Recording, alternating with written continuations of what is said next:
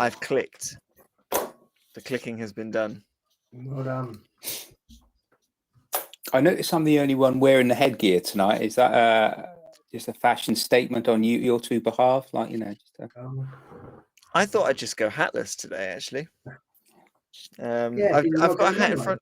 I've got a hat in front of me, but it's not my NDP hat. I nearly sent the NDP hat with my wife this week because she's gone to walk the West Highland Way, and I nearly sent it with her as some Scottish marketing. What stopped you from that? I didn't want her to lose it. Wow. Let's talk confidence in relationships by Chris.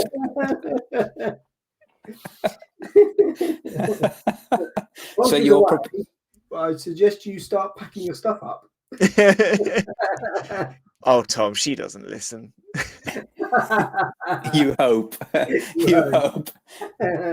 I do have one friend who does listen who may dob me in. So Tom Feeks, don't dob me in.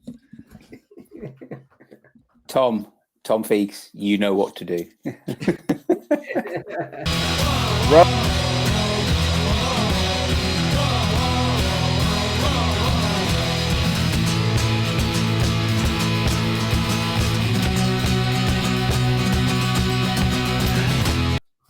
Hello, everyone. Welcome to New Dice Please, the bite-sized Blood Bowl podcast, brought to you by the people at Blood Bowl Live.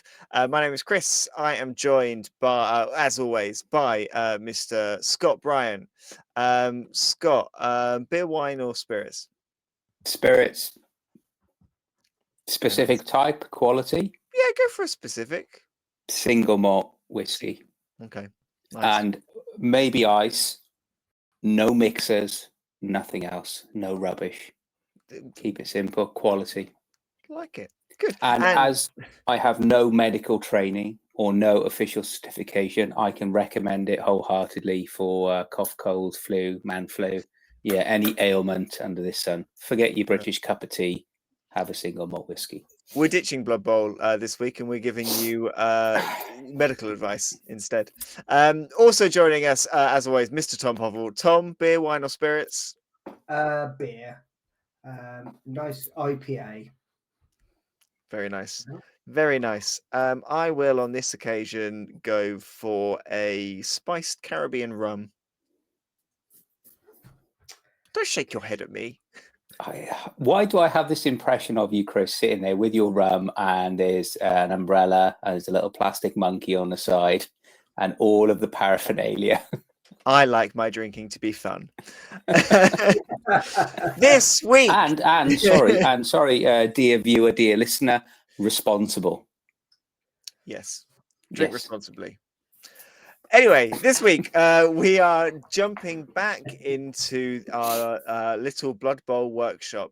You may have heard us many weeks ago creating our own star players to mixed success. Well, this week we're not creating more star players again. Instead, we are creating our very own personalized figure in the Blood Bowl team that you love to hate it, you hate to love it, and it wins the game, it loses the game. We've done a whole episode where we go through every single one and see whether we like them or not. It is the big guy. We are creating our very own custom big guys for your Blood Bowl team.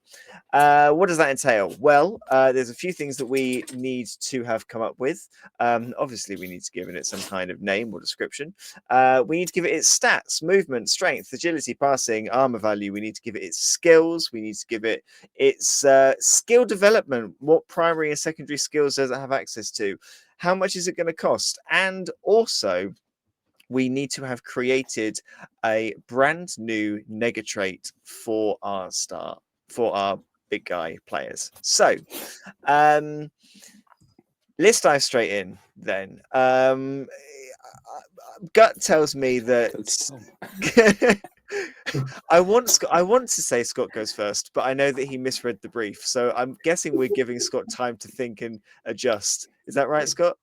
No, I agree. Yeah, and I openly and honestly admit I completely didn't pay attention to what you guys were saying.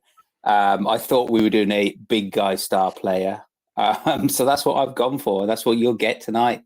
whether you want it or not. This is coming your way. So, with some sort of sanity and that's why my recommendation would be let's speak to Mr. Tom Hovell first. Mr. Hovell, what big guy Throwing are you him under the bringing? bus. what big guy are you bringing our way today? Okay, so I'm bringing a Griffhound.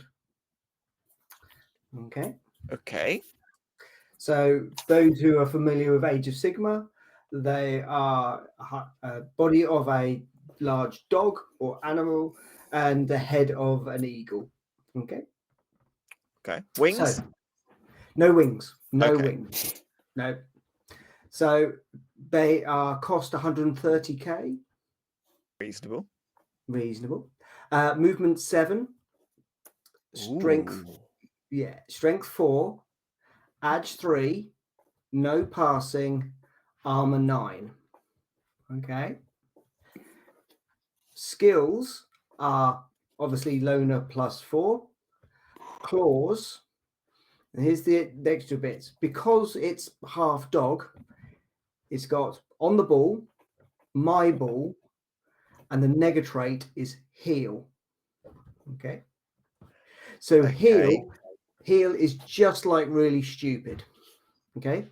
So you roll a d6, and on a 1 or 3, it can do nothing, but you apply a 2+ if one of the teammates is adjacent to it. If it is unsuccessful, the player loses its tackle zones, and if it's in possession of the ball, they drop it, and it has to be passed or handed to them again. Okay. Okay. Edge. What was the edge skill? Did you say was it 4 or 3? 3. Okay. 130k. Yeah. I like the claws. I like the on the ball. I like the my ball. I love heal. I think that's very good indeed. It plays 4. Edge was 3. Strength was 4.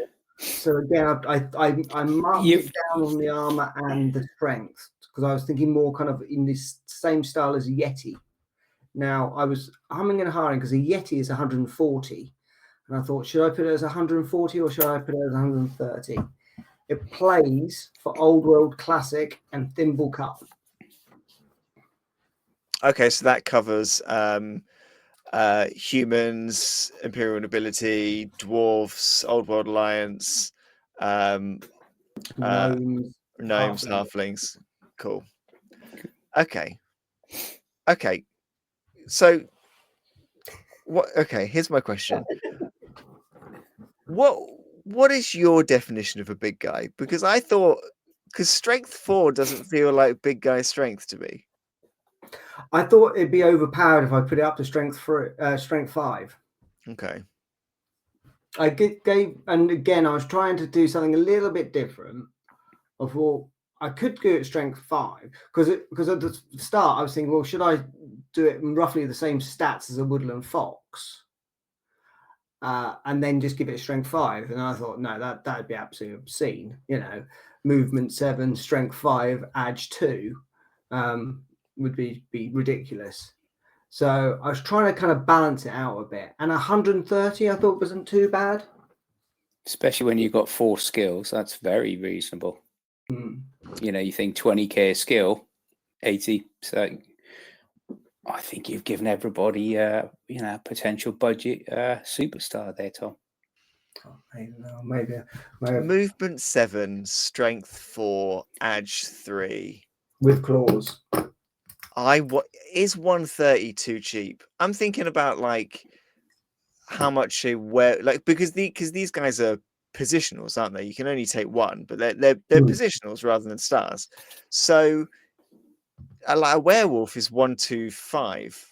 War dancers 125 as well for movement 8. Movement 8, strength skills. 3, multiple skills.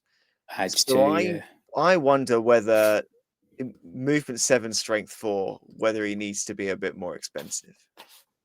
Okay, I can knock him up a bit. What by 10 or 20k?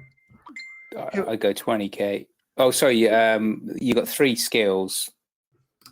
Because if I went to, for example, if I went to So like a Minotaur, which has got 1, 2, 3, 4. So for example, Minotaur has got Frenzy, Horns, Mighty Blow, a Thick Skull, and Unchanneled Fury. So and Loner. So 1, 2, 3, 4, 5, 6. Got 6 skills. An Ogre has Bonehead, Loner, Mighty Blow, Thick Skull, Throw Teammate, and that's 140. I think So it needs maybe to be you're right. 150. Maybe I think you're it right. needs to be Maybe 150.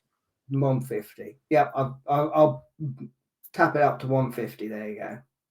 It's interesting because I think you've done similar to what I've done with mine, where you've kind of been like, what don't big guys have? So this big guy is not as strong, but movement 7 on a strength 4 player is madness, right? With edge 3, that's very good. That is a kind of a gap. And having to give it because it sounds like you need to give it a buddy a little bit like really stupid so that it's Yeah, heal exactly trait. that. So you do have to commit something to it. So it does seem to be a bit of a niche, like with something that you don't get from other single sort of positionals out there. Yeah, exactly. Because basically, I looked also at the Rat Ogre, because obviously Rat Ogres are movement 6. And again, I take your point on the price, because a Rat Ogre is 150 as well. And I thought, well, what I can do is I can simply swap because just take the AG, agility, from a Rat Ogre, which is Edge 4, and move it across the movement. So rather than movement 6, it's movement 7. And rather than agility 4, it's agility 3. So it's a little bit more agile. And I thought the kind of dynamic of on the ball and my ball would be a bit of fun, especially with heal, where you have to have someone near them, because you've got that risk of rolling or anything between a 1 and a 3, and they just drop the ball and lose all their tackle zones. So they can't go legging it down the pitch. So you could catch the ball on a kickoff on a 4+, On a 4+.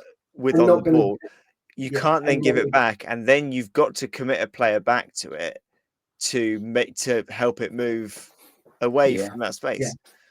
And how many squares? Was it 3 squares with the heal negatrait applies to, Tom? No, you've got to be adjacent.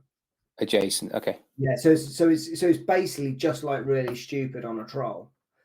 So basically it would be on a, so you add a +2 if they're next to them, so you just don't roll a 1 if to move them. But you can take a risk and leg it down the pitch and say just don't roll a 1, 2, or 3 if they're on their own. I just thought it'd just be a little bit interesting. I have to say, Chris, Tom's come up with an absolute blinder to start this. He set the bar at a very high level. I'm going to miss it by a mile. I can guarantee that. So I'm not kidding. So it's all down to you, Chris, really. I just have one. The only problem I have with your big guy, Tom, is I question whether it is a big guy because it's strength 4. So if you said it was a big dog and it was strength 5, Chris, what would you do to change that then? So if you said strength 5, if it was strength 5, would you get rid of the claws, or would you? It's kind of it's a big guy ball carrier, so I think I would worry less about some of the offensive skills. Make it strength 5. Is 9 enough as well? I tell you what. No. I will tell you my big guy, and then I think between us, Tom, between the two of us, I think we've nailed something, because I think there's a trade-off with yours that you could make.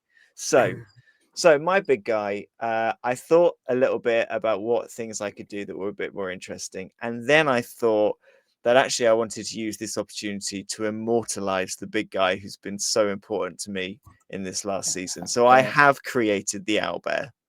So the owlbear, similarly to the Griffhound, can play for Old World Classic and Thimble Cup.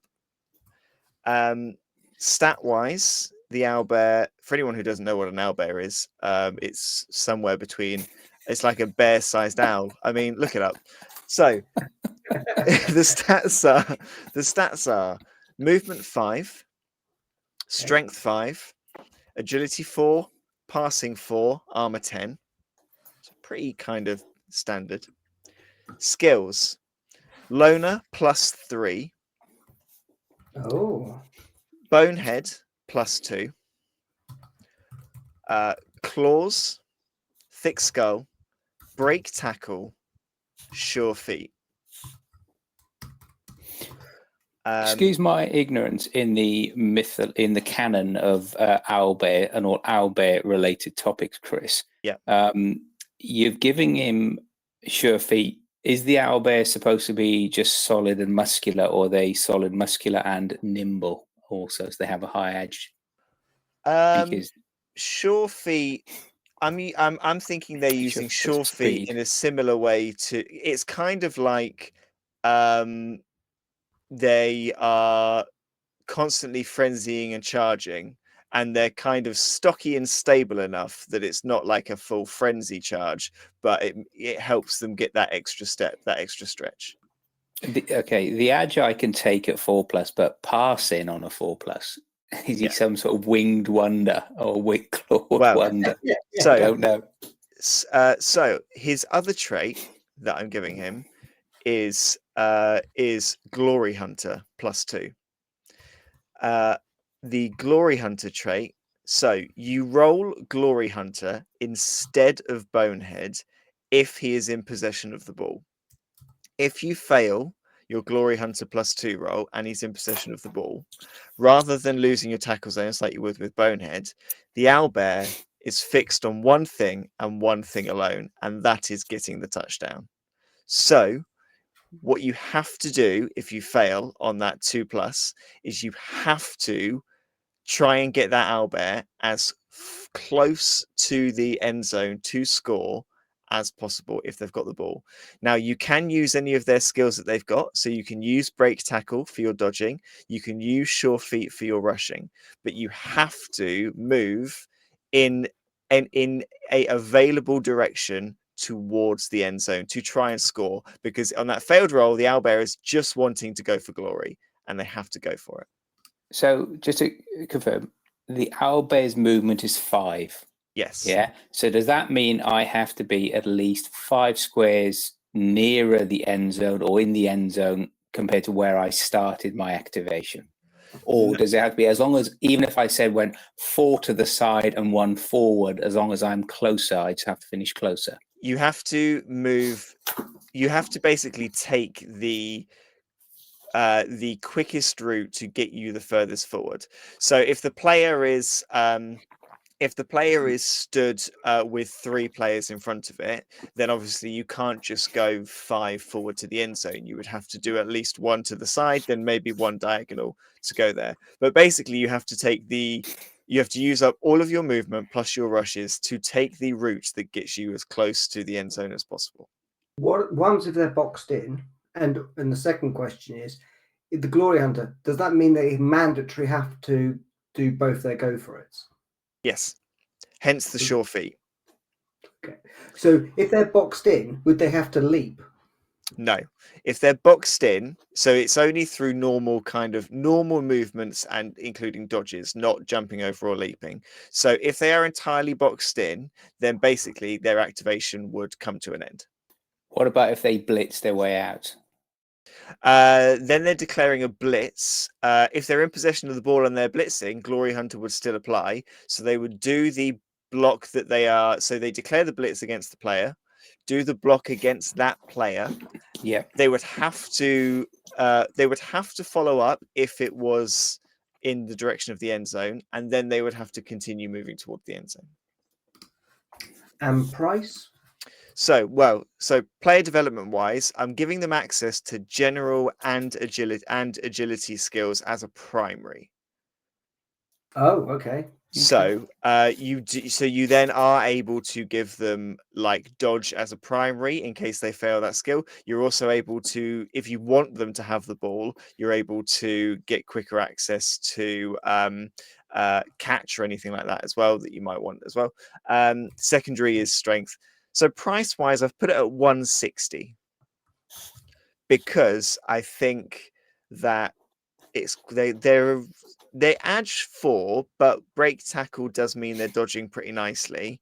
And a big guy that comes with break tackle and sure feet. So a big guy that you're possibly turning with a few skills into your ball carrier. A strength 5 ball carrier, I think, is quite quite a thing. So I think they need to start quite expensive. So I'm going 160. Okay, I think for what is in effect, that's strength 5, movement 7, because with that sure feet reroll as well, it's effectively at a 90% chance, isn't it, in terms of getting those 2 rushes. So movement 7, strength 5, that's very cool. I think there's a bit of play testing to be done on the Glory Hunter special rule. Yeah, it would be released, and then I would say the next 3 FAQs would have 4 or 5 questions on how it would work. I think if you were going to say that if they fail Glory Hunter, they have to leap, for example, I think you would have to give them some skills to help them in those scenarios, and maybe bring the agility down, or one of the two, because otherwise I think it becomes a little bit possibly a bit too a bit ridiculous. So I think like you would have to give them some skills, so it's like you've got no choice but to do the leap roll, but your chances of succeeding are not too bad. So I think that's the way off I think you would have to do. So I think it's not too bad. It absolutely inspired by my Albert trying to score several times this season. But this is, I think, Tom, if you were to reduce the speed, the movement of yours, put the strength up, and then maybe give them either sure feet or sprint. I would give there could be a way you could weigh it off there. You see, I was initially going to give it claws on the ball, my ball, and also frenzy, but I thought that might be too much. I think I could give the owlbear frenzy. It would go quite well, especially if it had the ball with its kind of glory hunting, powering through, punching its way out of a scenario to run and try and score. Yeah, I think actually you should do that, because I think you should swap out the sure feet for frenzy. That make it a lot more potentially more, a little bit more. And I should put sure feet on the Griffhound, set it to movement 6, strength 5. I think we've just improved both of our players by doing that. Because also I think you could also justify having primary access to agility skills. Yes. Because of that movement. And I think taking away sure feet but having primary access to agility, you could then give it back sure feet quite quickly, sort of with a good few casualties. So you've now got loner 3+, so you've got a better loner rating than me. Yeah. You've got bonehead. What was the bonehead 2+? Is that just bonehead? Yeah, so bonehead, if they don't have the ball, it's a bonehead roll. If they do have the ball, then they're not going to bonehead because they are focused, but they might be too focused, and then that's when the glory hunter comes into play. Oh yeah, okay. Claws, you've got thick skull, which I don't, you do. Frenzy now, break tackle, glory hunter. 60. And I think 60 is still okay. 160, I think, is all right for that. I think mine should be 10k less on the basis that I've got only armor 9. Yeah. And I don't have thick skull. Yeah, I think that's fair. I think that makes sense.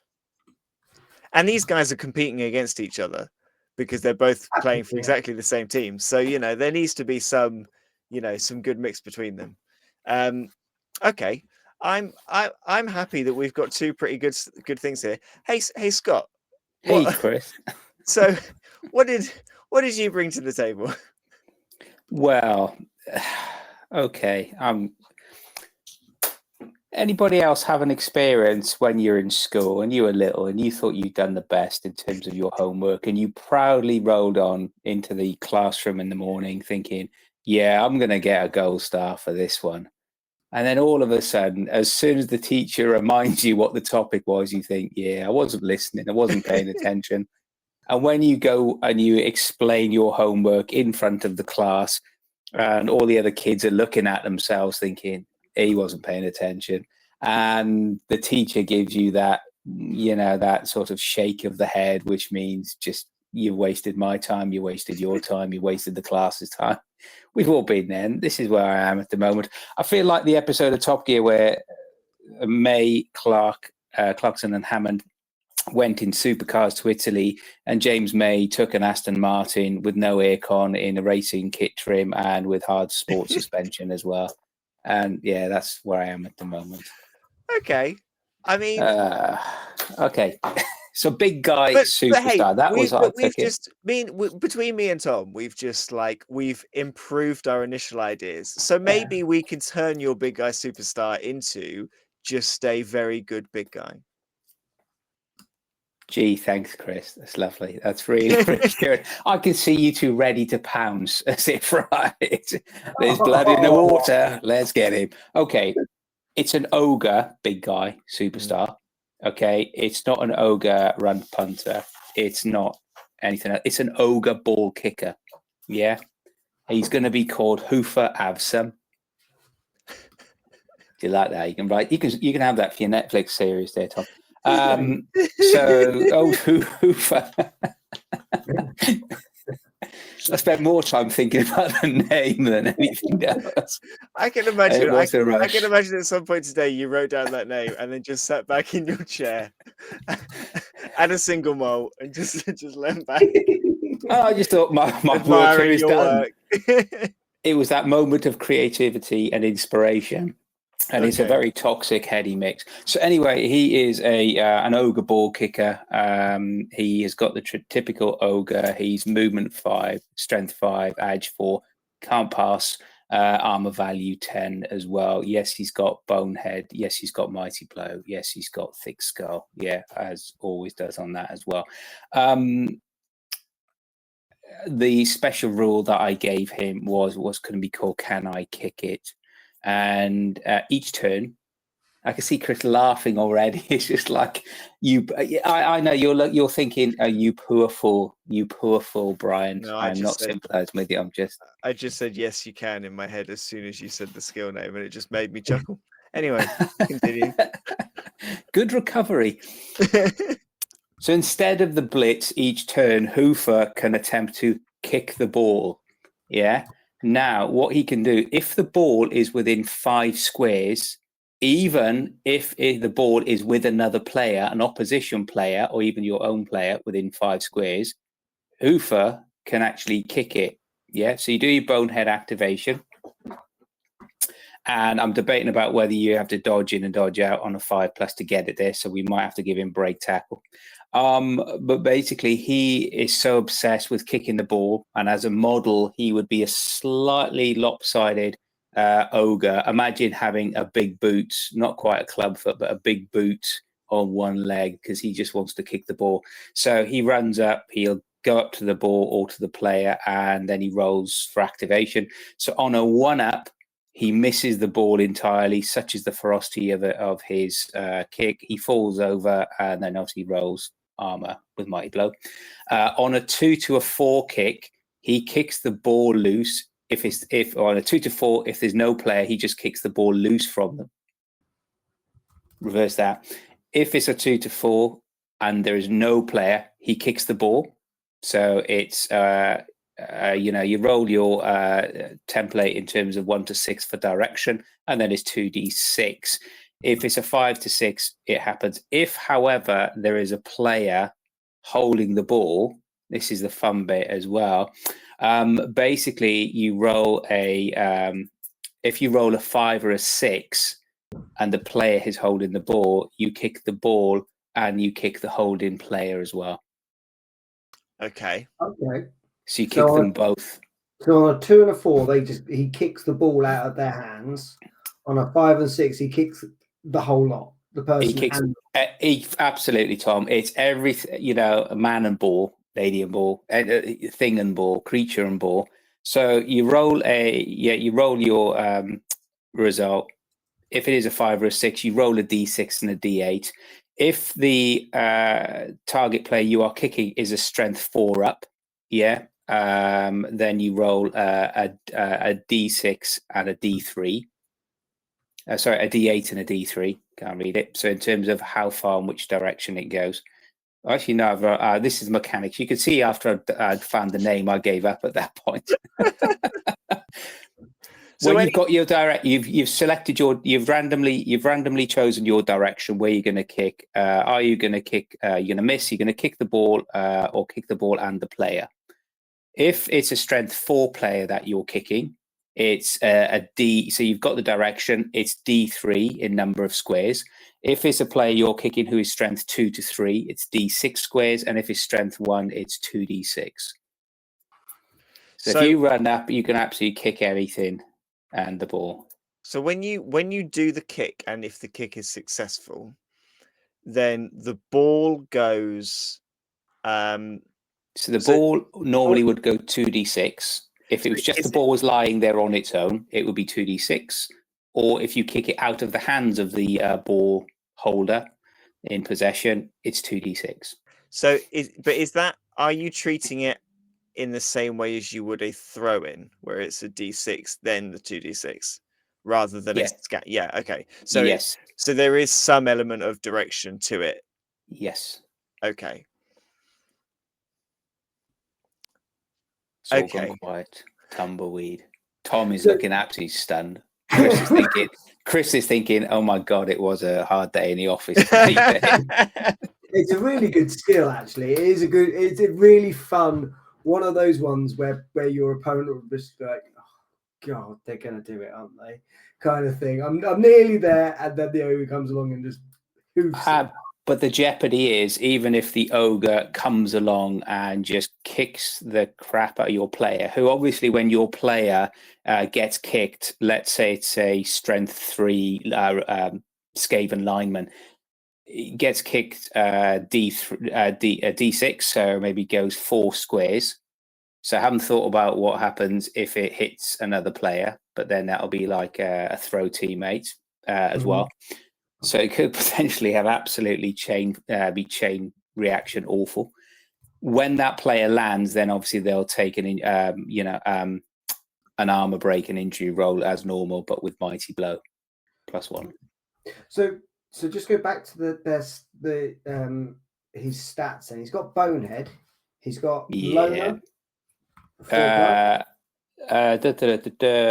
hadn't really given him loner at the time, but I might.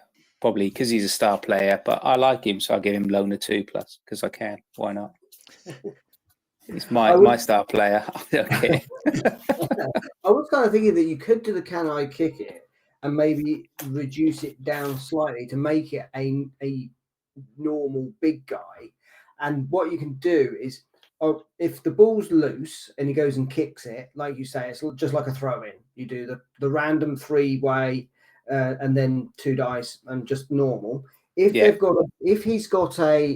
person's got the ball, so if the opponent player's got a ball, like you say, 1, he misses the ball and falls over. A 2 to 4, he kicks the player and they fall over and the ball scatters. And on a 5 and a 6, he kicks both the player and the ball. Yeah. And they go like a distance. Like it. So I like, but it's your player. I'm just trying to see that, and I like his skills on that kind of thing. But I'm just trying to, and it doesn't matter then on the strength of the player. It's almost a little bit like stab. I'm thinking it's like you could. I think you could. Yeah, there is a almost like an alternative ogre, a bit like, as you know that you've got like trained and untrained trolls and different, like there's almost an alternative ogre here that is maybe an ogre that you can hire into the team that has kick teammate instead of throw teammate. And then this kind of can I kick it skill could almost be a little bit like horns, where it's maybe part of your blitz action that you go up and do this to the player instead, and it has this chain of effects. So I think I think you could put it together like that, and then as a coach who can normally take an ogre, humans or whatever, where you've got the halflings where you can throw them, instead you've sort of got a throw teammate ogre with mighty blow, you've got a kick teammate ogre with kind of horns instead, Yeah. which could Or projectile vomit or something yeah. like that. So you've got that bit to it. So I think there is that there. Out of interest, as a star, so firstly, how Yeah. often can they do the can I kick it? Is that just a skill or is that a special ability? Oh, so that's a skill, so they could do that every turn if they wanted to. Okay. So how much were you making this player available for as a star? I was going to give him approximate. What was that? 80k. Well, the fact I was going to give him Mighty Blow and Thick Skull and Bonehead, the usual bits in terms of, I was thinking about 150k. That was my start for 10. So about 10k more than a normal ogre. Run Punter is 145k. He's got Kick Teammate, Mighty Blow and Thick Skull and Bonehead. And he doesn't have probably loner. then. Yeah, see. But if I'm not going to give him loner, then he probably would be about 145k, similar to the Run Punter, maybe a different. Or if he's got an additional skill, then you're talking about 165k. I think 165 for basically a rump punter with this additional can I kick it, which you maybe use as your blitz up. That feels like a good start to me. That feels like a good option. Yeah. Thanks, guys. I just feel like the sympathy. You've helped, and thank you for that. And this is what good collaboration and ideas is all about. And blue sky thinking. But somehow I have this feeling that I've just been that child who's patted on the head, saying, "Yeah, good effort, well done." You tried. You tried. I am liking that skill. I'm trying to work out, tactics on that because you could have him so far back on your line that you've got like an elf or something speeding down the thing. You just go over and just hoof them. And basically, that'd be hilarious. Because actually, I'll be honest, Scott, I wanted to do the patronizing pat on the head and pat on the back,